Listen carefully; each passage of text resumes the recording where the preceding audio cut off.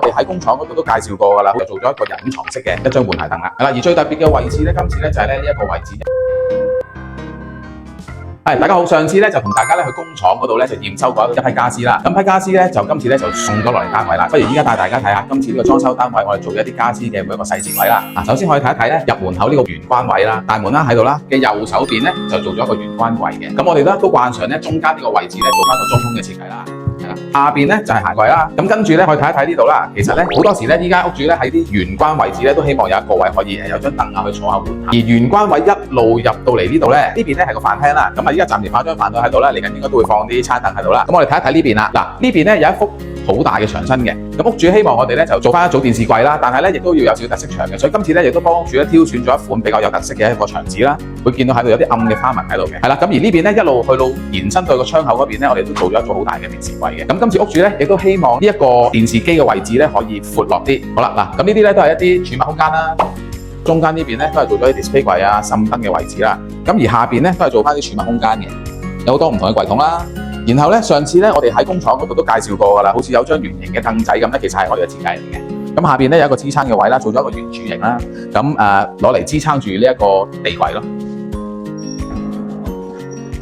嗱，去到呢個書房啦，呢邊咧會放張大嘅書台喺度啦。咁今次有一個特別嘅要求啦，除咗我哋個設計上邊咧會有一啲深淺木色嘅一個顏色配搭啦，咁裏邊有好多嘅細節喺度啊，譬如調紙位啦，或者係有啲嘅玻璃櫃門咁樣嘅，因為女戶主咧都會間唔中啦去彈下啲電子琴咁嘅。咁當其時咧就係構思咧喺一個書櫃放一個電子琴啦。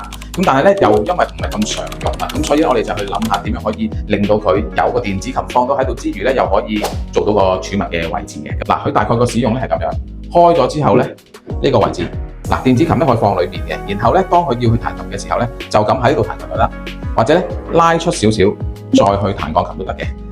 有唔用嘅時候咧，就收翻入去，然後冚翻個蓋，咁就可以做到呢一個嘅效果啦。係啦，咁不如再帶大家睇一睇隔離間房啦。好啦，咁過嚟睇一睇個父母房先啦。咁呢個咧走廊位咧，我哋都係會做翻呢個外趟門嘅，咁所以佢裏邊就慳位啲啦。好啦，咁入到嚟呢個房間啦，計咗一個4尺半嘅雙人床啦，一張梳妝台啦，同埋一個衣櫃嘅。咁梳妝台咧，因為我哋都要衡量翻佢中間嗰個坐嘅距離啦，咁所以做得比較窄身少少嘅。咁下邊啦都做翻一啲收納嘅櫃桶啦。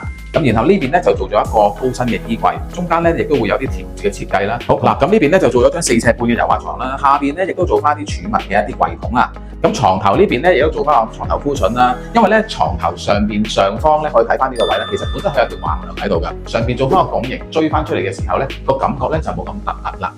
嗱，嚟到呢個主人房咧，顏色風格上咧係有少少唔同嘅，因為屋主就希望個房間嗰度咧少法式嘅一個風格啦，咁所以咧啲櫃門啊，我哋都會做咗啲拱形嘅花線喺度嘅。咁而呢一邊咧就做咗一張梳妝台啦，上邊亦都有一個薄身嘅梳妝櫃，亦都做咗一啲圓弧嘅設計啦。係啦，裏邊都有一個好大量嘅收納空間嘅。咁而呢邊咧就做咗一個大嘅衣櫃啦。咁裏邊啦亦都係有一啲掛衫嘅位置啊咁樣啦。